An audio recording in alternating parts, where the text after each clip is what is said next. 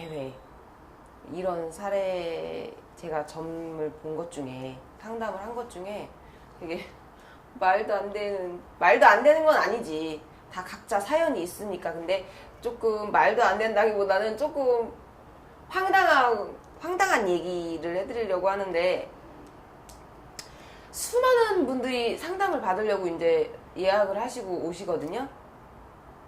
근데 제 기억에, 최근에 기억에 남았던 거는 두 분이었던 것 같아요.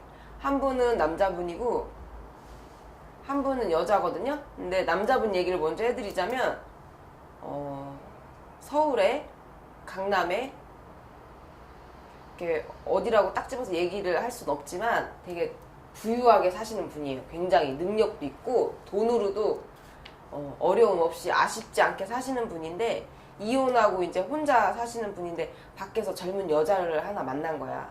젊은 여자라고 하기에는 그렇고 좀 어린애죠. 어린애를 하나 만난 거야. 이 아저씨는 60대예요. 나이가.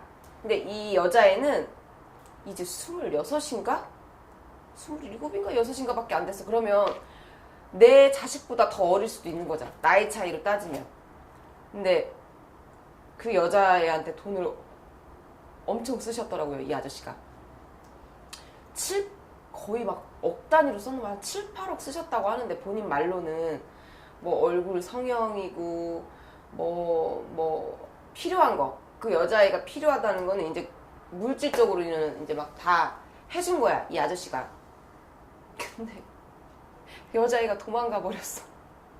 다른 젊은 놈하고 바람나가지고, 젊은 남자하고 바람나서. 그래서 이거를 해결해달라고 오셨는데, 이거 뭐 어떻게, 제가, 근데 그분은 유부남, 유부녀는 아니잖아요. 그런 분 같은 경우는 너무 나이 차이가 많이 나서 그게 조금 황당한 거지. 남의 가정을 깨는 일은 아니잖아. 근데 그런 거는 제가 어떻게 해드렸어요. 어떻게 하고 뭔가의 방법을 찾아드리긴 했는데, 좀 그 얘기를 저랑 되게 친한 저희 집 식구죠. 식구 같은 사람이지. 그런 얘기를 했더니 남들은, 일반 분들은 좀 이해를 못 하더라고요. 미친 거 아니냐. 무슨 60이 넘은 양반이 뭐 그런 어린애를 만나고 싶다고 만나게 해달라고 점집까지 쫓아서 그런 돈을 쓰냐 하는데, 사람이 사람 좋은데 뭐 이유가 있겠어요. 그거야. 근데 저도 그런 상담은 처음 해봤어요. 그렇게 나이 차이가 많이 나는 커플은 처음 봤어요. 몇 살 차인지도 모르겠어요. 아저씨가 60이 넘었는데 그 만나는 여자애는 26인가 그랬으니까 자기 딸보다 더 어릴걸? 그런 경우도 있더라고요. 선생님, 궁금한 게 있는데 2년한이라고 말씀하셨는데 상대방은 싫어하고 한 사람만 좋아한다고 이게 합의가 되는 거예요? 그것도 솔직히 말해서 되는 경우가 있고요, 안 되는 경우도 있죠. 무조건 무당이 구술해주고 부적을 써준다고 해서 안 되는 게 무조건 되지는 않아요. 그럴 것 같으면 우리가 무당이 아니라 초능력자지. 근데 터무니없는 경우도 있어요. 솔직히 상식 밖의 행동을 하시는 분들, 가정이 있고 엄연히 자식이 있고 정말 평범해요. 근데 그런 분들이 막 찾아와가지고 유부남한테 미쳐가지고, 혹은 유부녀한테 미쳐가지고 이걸 어떻게 구술해서 그 사람 마음을 잡아달라고, 그 사람을 내 곁에 머물게 해달라고. 말은 다 그래. 가정을 깨고 싶지 않아요 라고 얘기를 하는데, 가정을 깨고 싶지 않다라는 말은 어불성설이죠. 가정 있는 사람을 만나놓고서 그 사람을 내 사람으로 만들어 달라고 그러고 욕심 부리면서 그 가정을 깨고 싶지 않대. 그건 말이 안 되는 소리거든요. 근데 또 구슬해달래. 부적을 써달래.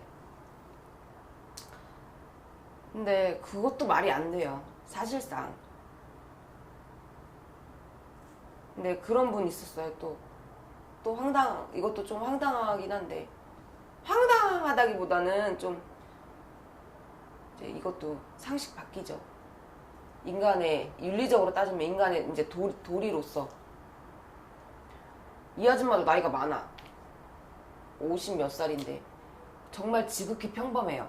남편 직장도 빵빵하고 남편이 능력이 없는 사람도 아니고 남편도 굉장히 괜찮으신 분이고 자식들도 둘 다 거의 뭐라 그래야 돼? 카이스트급이에요.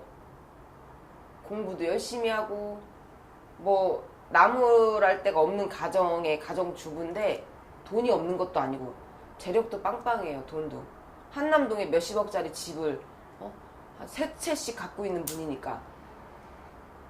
근데 동창회를 나갔네 이 아줌마가. 동창회 나가서 동창을 만난 거야. 몇십 년 만에. 그 동창 남자하고 바람이 난 거죠. 근데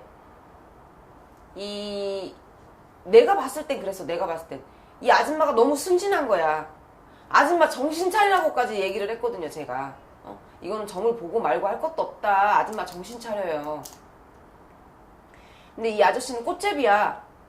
딱 하는 스타일이. 이 아줌마가 좋다기보다 이 아줌마가 갖고 있는 이 아줌마의 배경이라든지 돈이 좋은 거야.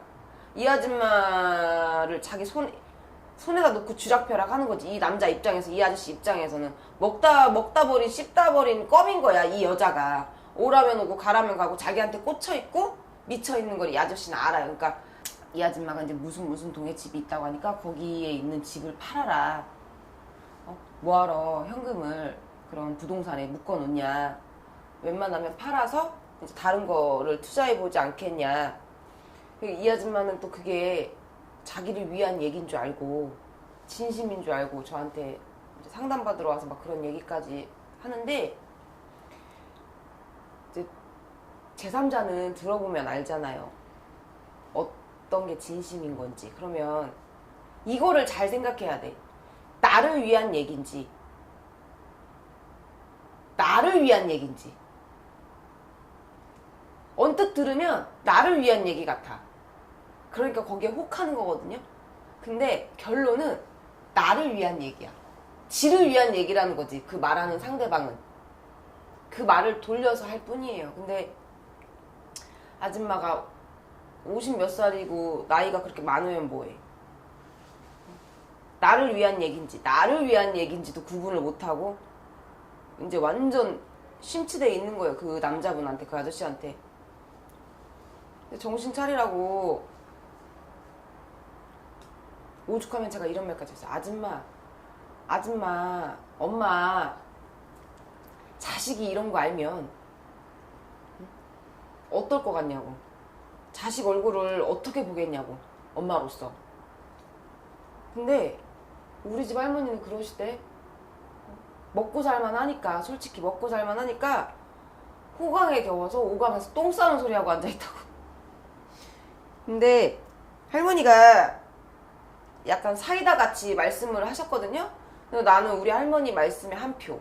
솔직히 내가 인간으로서 그 아줌마 마음이 이해는 가지만 실령님들은 그런 거에 절대 움직이시지도 않고 그런 거에 반응을 안 해주세요. 굿을 그러니까 자기 마음이 거기에 얼마나 간절하면 그러겠냐마는 굿을 해달래. 굿을 하면 그 남자 마음을 잡을 수 있겠니. 근데 그런 거는 굿 아니라 굿 할애비를 한다고 해도 그런 일은 성사가 안 돼요. 될 수가 없죠. 양쪽 가정을 다 깨놓는 일을 굿을 해서 해달라. 내 마음 편하자고, 내 욕심 차리자고, 그거는 아니고. 물론 답답해서 점집 찾아와서 무당이랑 그런 상담을 하시는 거는 이해가 가는데 그건 아닌 것 같아 진짜. 제가 가실 때 정신 차리라고, 순진하다고 제가 이 말까지 했거든요. 엄마는 도대체 나이를 거꾸로 드신 것 같다고. 근데 좀 허무맹랑한 말씀을 하시는 분들이 많아요. 그 유튜브 보고 여러 선생님들이 이제 하시는 말씀이 다 틀리니까 이제 무조건 이렇게 무당을 찾아오면 무조건 다 해결이 나는 줄 알고 그런 걸로 찾아오시는데, 물론 상담을 거기에 대한 거를 들어드리고 상담을 해드릴 수는 있지만 터무니없는 거를 구술해서 해결을 한다? 방법을 찾는다? 부적으로 답이 나온다? 그거는 아닌 것 같아요. 다짜고짜 되게 장사하는 것처럼 이렇게 말씀하시는 분들도 많아요. 인연합의 부적 얼마예요? 인연합의 비방하는 거 돈 얼마예요?